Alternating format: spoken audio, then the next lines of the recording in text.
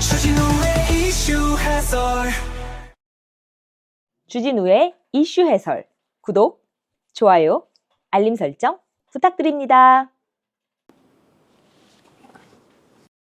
안녕하세요. 주진우 의원입니다.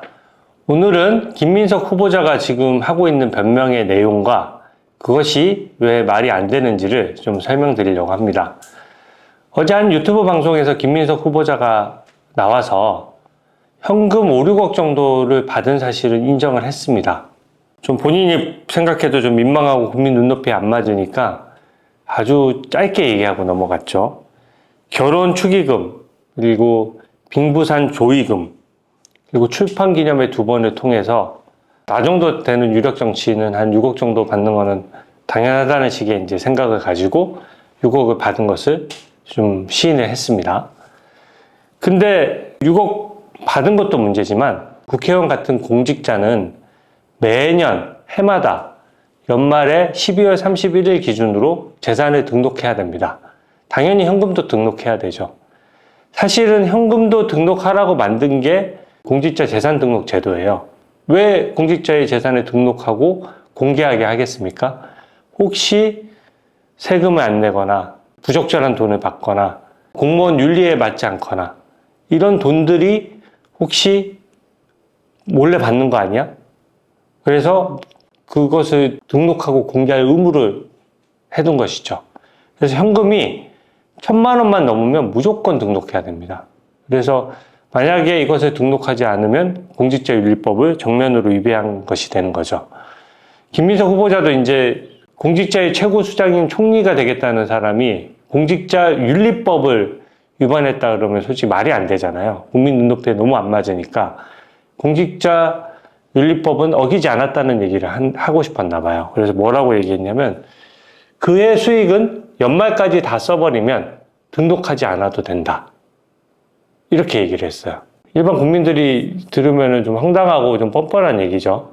그러니까 이런 겁니다. 2억을 벌었어도 12월 31일 전에 다 이거를 써버렸으면 그럼 뭐 신고 안 해도 돼. 이런 발상이거든요. 세금만 놓고 생각해 보십시오. 자영업자들이 3월, 4월, 5월 매출이 일어났는데 그 돈 다 쓰면 세금 안 냅니까? 그렇지 않죠. 그리고 현금 흐름이나 이런 것들이 확인 안 될 때는 중간에 설명하는 비고란 같은 게 있어서 내가 이게 현금이 어떻게 유입돼서 얼마를 써버렸다는 것들을 또 상세히 기재하도록 돼 있어요. 그러니까 국민 관점에서 공직자의 재산이 한눈에 보이도록 만들어 놓은 것이 공직자 재산 등록 제도입니다. 제가 표를 하나 만들었는데요. 지금 얼마나 말이 안 되는지를 참 보여주는 표 내용입니다. 지금 이 표 내용을 이제 띄워드릴 텐데요. 한번 표를 보면서 봐주십시오.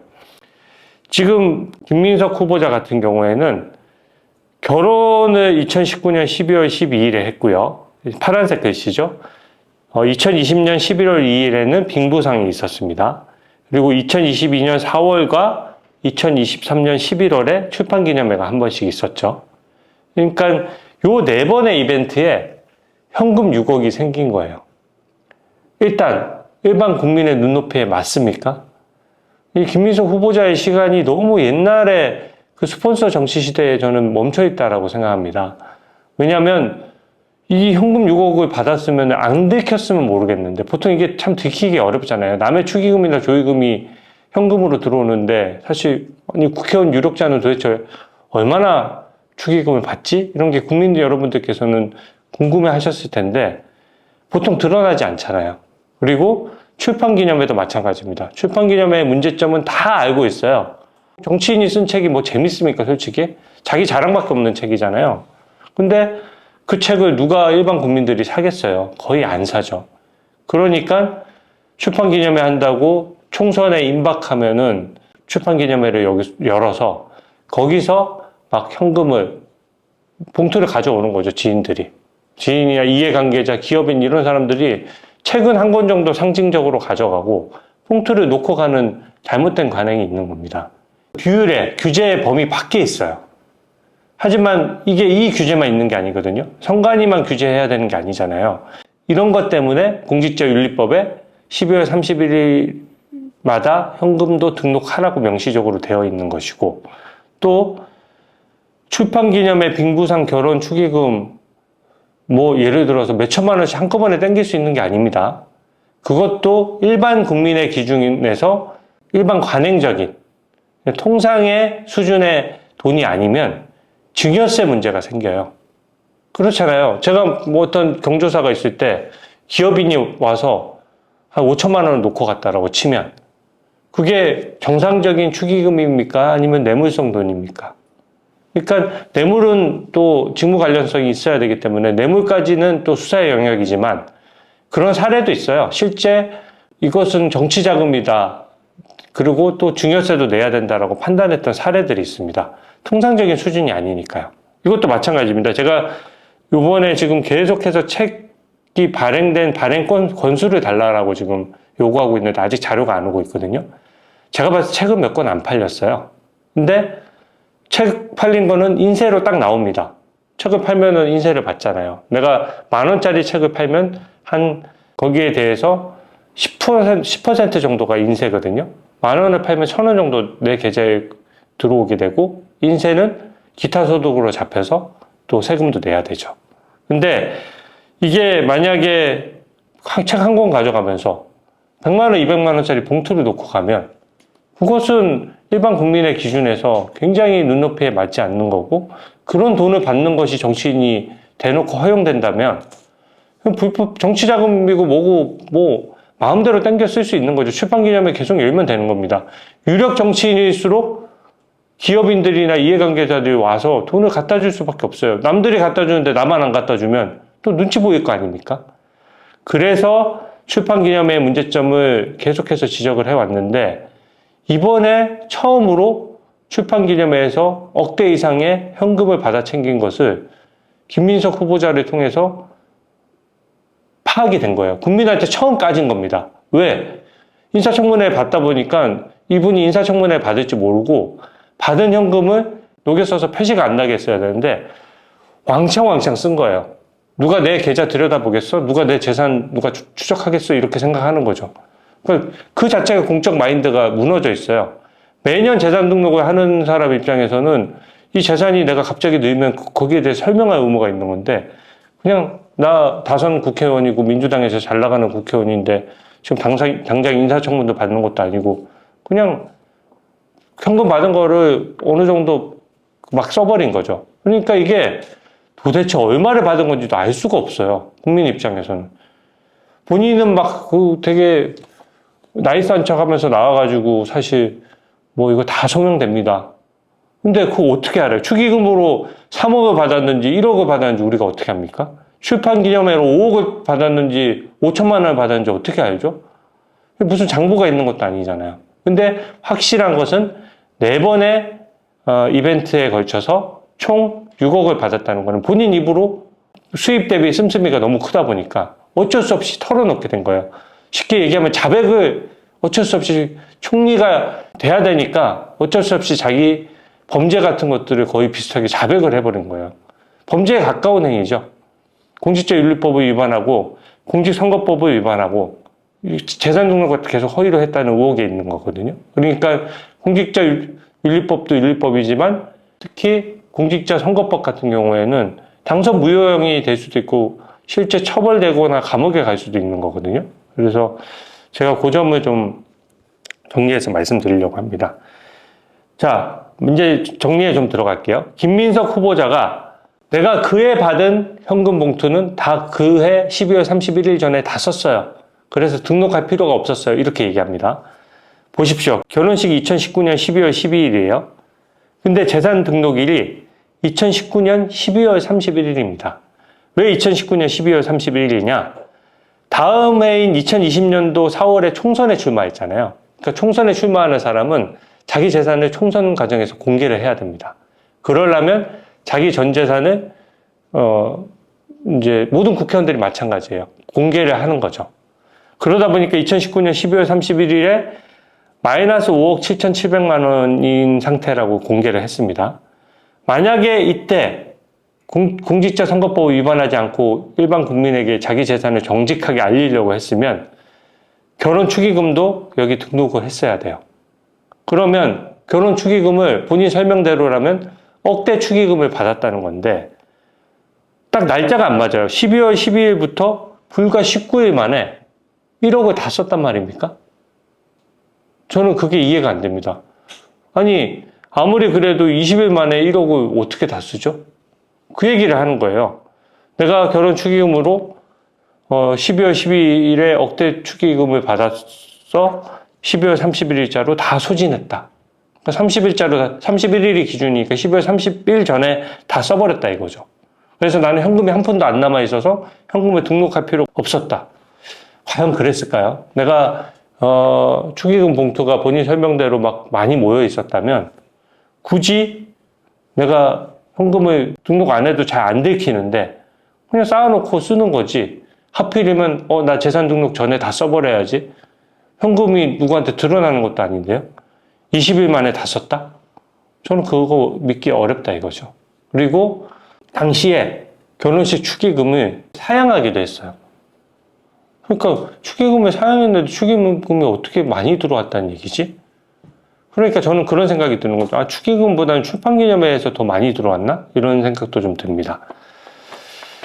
빙부상도 마찬가지입니다. 빙부상이 2020년도 11월 2일에 있었어요. 보면은 빙부상을 보면은 11월 2일에 있었는데 빙부상이 있고 나서 12월 31일에 또 재산 등록을 해야 됩니다. 불과 2달도 채 안 돼서 재산 등록을 해야 되는데 도대체 빙부상에 얼마가 들어왔길래 빙부상은 말 그대로 처갓집 그거잖아요. 그래서 조의금은 원래 상주의 소유거든요. 그러니까 물론 사위도 상주긴 한데 좀 따져봐야 되겠지만 조의금이 도대체 얼마가 들어왔길래 사위인 김민석 후보자에게 얼마가 배정됐는지 저는 진짜 궁금하고요. 또 상을 당했으면 또 거기에 따른 재반 비용도 서로 분담하게 되잖아요. 도대체 얼마가 들어오길래 이게 수입원으로서 6억의 수입원 중에 하나인지가 제가 참 궁금하고 보십시오.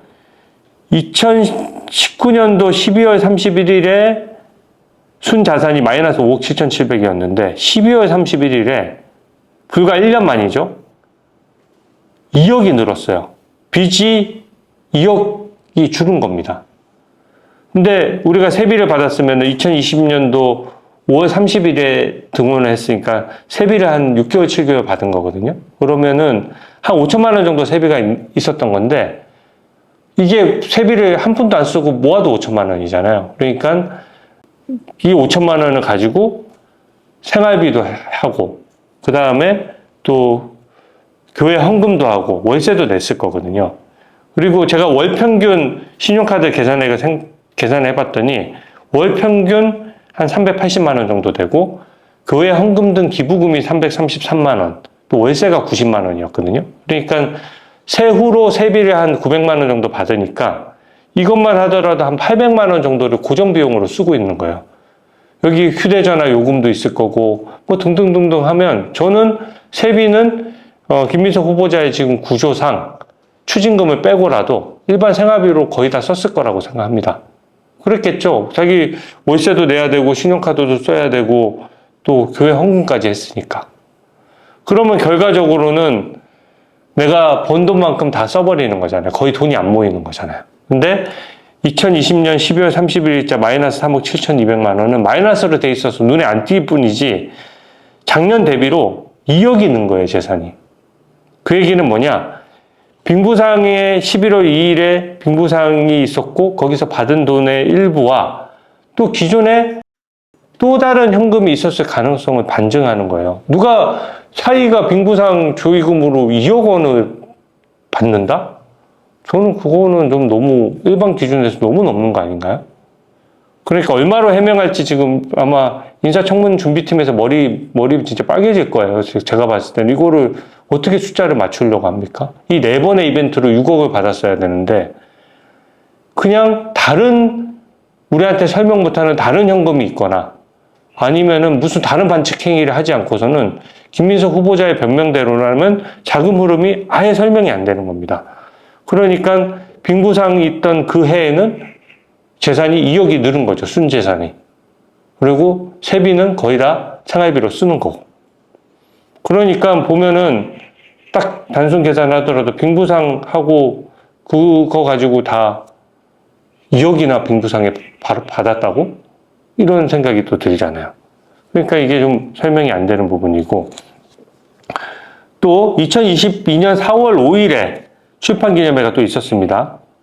근데 이걸 보면은 4월 5일은 이거는 비교적 좀 12월 31일까지 시간이 좀 있으니까 사실 돈을 좀 녹여서 쓸 수 있는 시간이 한 그래도 8개월 정도 있는 거죠. 그러니까 8개월에 걸쳐서 이 출판 기념회에서 땡긴 현금을 다 소진할 수 있는 시간이 있는 거고, 현금을 거의 1,000만 원 이하로 다 소진을 했어야, 그러니까 이때까지 뭐 축의금, 빙부, 조의금 얼마를 받았든지 간에 이 공직자윤리법을 위반하지 않으려면 2022년 12월 31일 기준으로 그냥 현금이 1,000만 원 이하가 돼야 되는 거죠. 근데 이거는 너무 이상해요. 왜 이상하냐면 출판 기념회 때 엄청 현금을 많이 받았다는 게 딱 보입니다. 왜 그러냐? 2021년 12월 31일 재산을 봐주십시오. 마이너스 2억 6,400만 원이에요. 근데 불과 1년 만에 2억 5천만 원이 순재산이 늘었어요. 마이너스가 급격히 줄어든 겁니다. 그러니까 세비밖에 수입원이 없는데, 별다른 수입원이 없는데 이게 2억 5천만 원이 확 눈에 띄게 는 거예요. 그럼 그 얘기는 뭐냐? 현금으로 2억 5천만 원이 확 들어오지 않는 이상 이게 설명이 안 된다는 뜻입니다. 그죠? 출판 기념회에서 책값으로 제대로 책을 팔아서 받는 것이 아니라 2억 5천만 원을 현금으로 받는다? 거기 온갖 이해관계자랑 기업인들 다 오는데요? 그 우리 일반 국민 눈높이에 맞습니까?